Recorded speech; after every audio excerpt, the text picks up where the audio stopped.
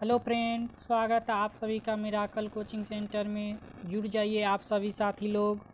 आज हम आपको जैव प्रक्रम यानी बायोलॉजी के फर्स्ट अध्याय के ऑब्जेक्टिव का दूसरा पार्ट कराने जा रहे हैं, जिसमें कि आपको 15 क्वेश्चन इसमें भी रहेगा। ठीक है, तो आप अपने अपने साथियों के साथ फेसबुक व्हाट्सएप पे वीडियो को शेयर कर दीजिए, जिससे कि वो भी अपना तैयारी कर सके। ठीक है, यदि वीडियो आप सबको अच्छा लगता है तो वीडियो को लाइक करना मत भूलिए और कमेंट ज़रूर कीजिए। कमेंट में ज़रूर बताइए अच्छा लगा है या नहीं। ठीक है, तो चलिए अब हम क्लास को शुरू करते हैं। तो ये जो आपका क्लास है ये फर्स्ट क्लास है। ठीक, बायोलॉजी का BIOLOGY बायोलॉजी के अध्याय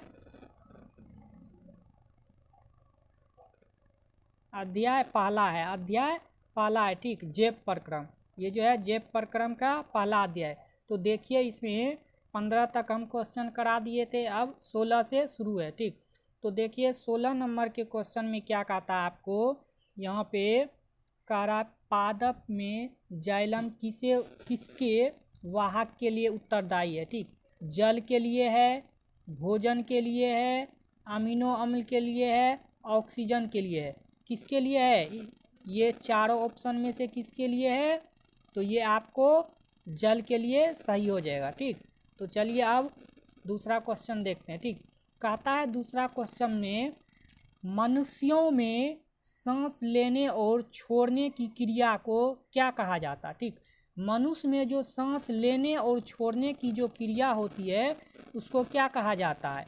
ए में दिया है श्वसन, दो में है श्वासोच्छ्वास, 3 में है निश्वासन, 4 में है निश्वसन। तो क्या हो जाएगा ऑप्शन इसका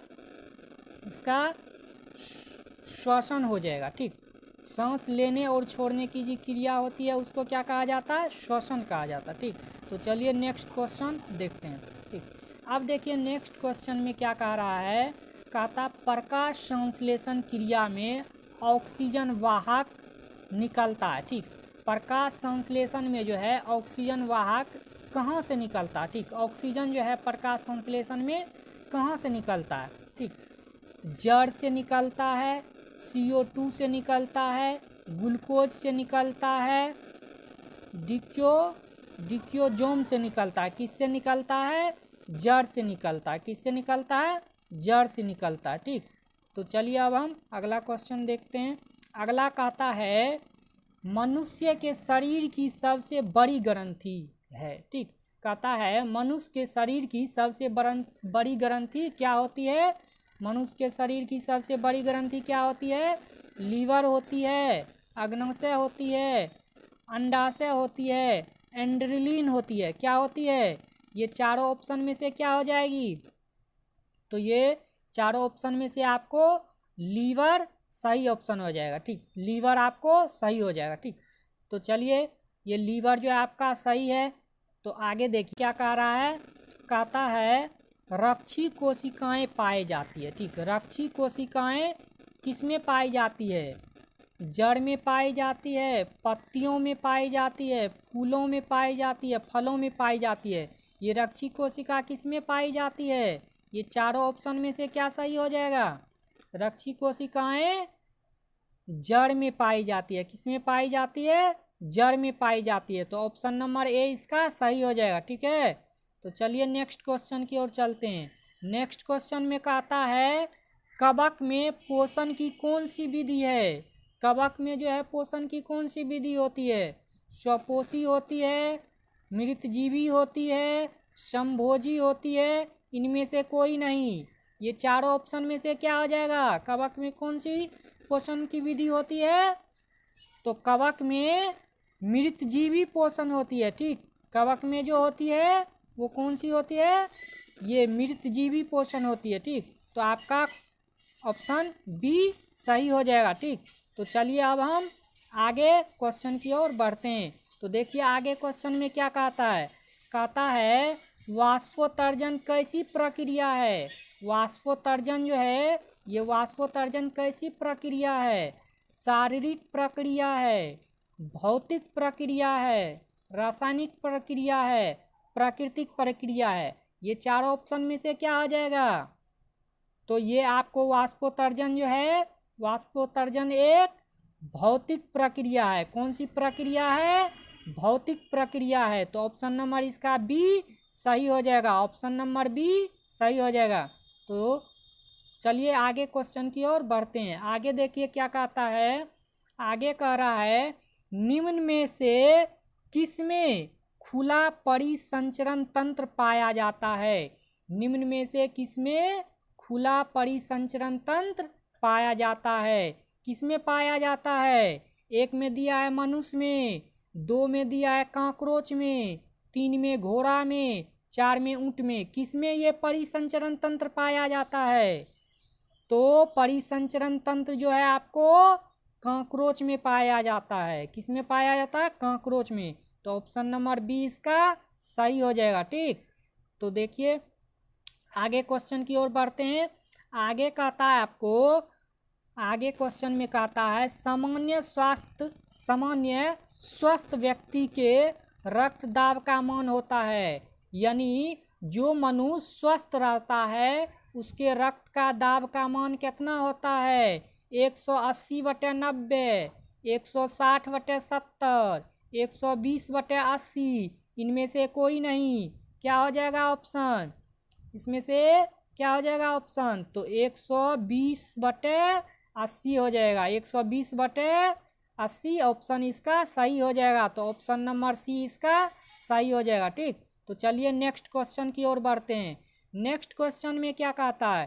कहता है कौन सी क्रिया सभी जीव के लिए अनिवार्य है? इनमें से कौन ऐसी क्रिया है जो सभी जीव के लिए अनिवार्य है? यानी उसमें ये सभी क्रियाएं होती है। एक में दिया है प्रकाश संश्लेषण, दो में है वाष्पोत्सर्जन, तीन में है श्वसन, चार में है चलन। तो ये इसमें से कौन सी क्रिया सभी जीवों में होती है?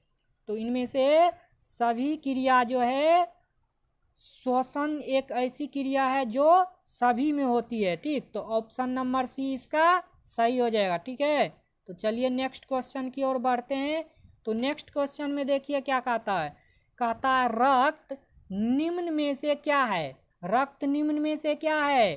कोशिका है, उत्तक है, पदार्थ है, कोई नहीं है। रक्त जो है निम्न में से क्या है? कोशिका है, उत्तक है, पदार्थ है, कोई नहीं है। तो क्या हो जाएगा इसका ऑप्शन?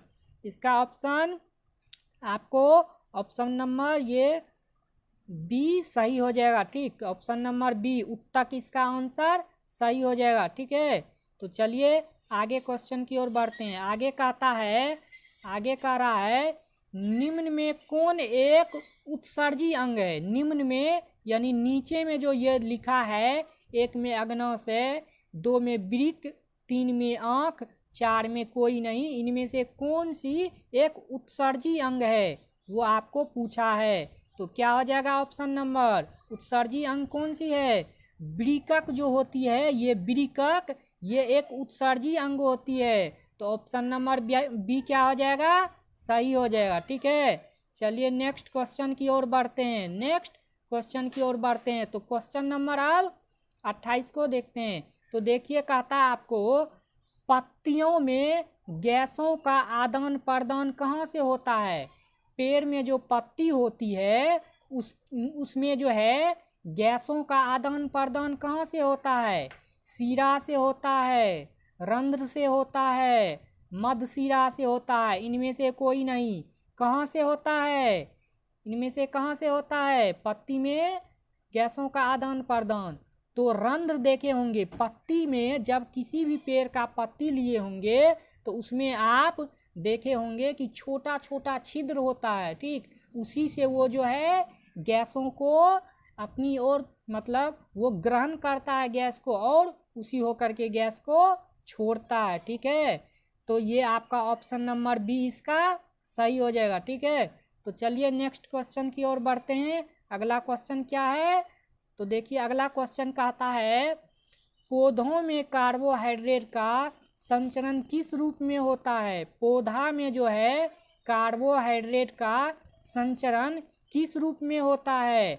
स्टार्च के रूप में होता है, ग्लाइकोजन के रूप में होता है, वसा के रूप में होता है, सेलुलोज के रूप में होता है।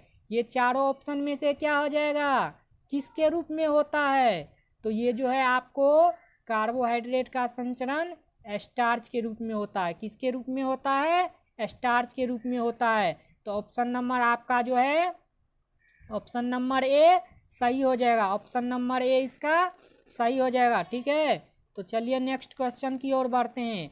नेक्स्ट क्वेश्चन आपको कहता है पाइरूवेट के विखंडन से यह कार्बन डाइऑक्साइड जल तथा ऊर्जा देता है और यह क्रिया होती है। क्या कहता है, पाइरूवेट के विखंडन से यह कार्बन डाइऑक्साइड जल तथा ऊर्जा देता है और यह क्रिया होती है।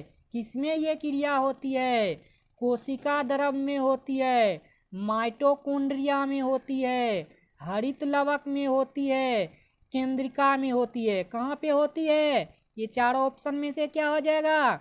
तो ये जो है ये आपको माइटोकॉन्ड्रिया में होती है। तो ऑप्शन नंबर बी क्या हो जाएगा आपका, सही हो जाएगा।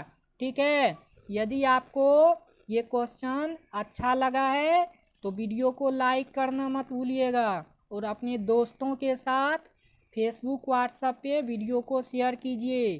ठीक है, यदि आपको अच्छा लगा है तो कमेंट में कमेंट करके ज़रूर बताइएगा कि आपको ये क्लास मेरा कैसा लगा। ठीक है, इसी तरह हम आपको अगले क्लास का भी ऑब्जेक्टिव कराएंगे। ठीक, हर एक साइंस सब्जेक्ट का आपको ऑब्जेक्टिव पार्ट बाय पार्ट यानी चैप्टर से रिलेटेड जितना भी ऑब्जेक्टिव रहेगा हम कराएंगे। ठीक है, तो आपको यदि अच्छा लगता है वीडियो तो वीडियो को लाइक कीजिए। ठीक है, लाइक कीजिए और चैनल में जो भी नए हैं चैनल को सब्सक्राइब कर लीजिएगा। ठीक, और घंटी का आइकन होगा उसको दबा लीजिएगा। ठीक, उसको ऑन कर लीजिएगा जिससे कि हमारे हर एक क्लास का नोटिफिकेशन आप तक पहुंचेगा। ठीक है, तो आज के लिए इतना ही। यदि समझ में आया है तो thank you, I love you.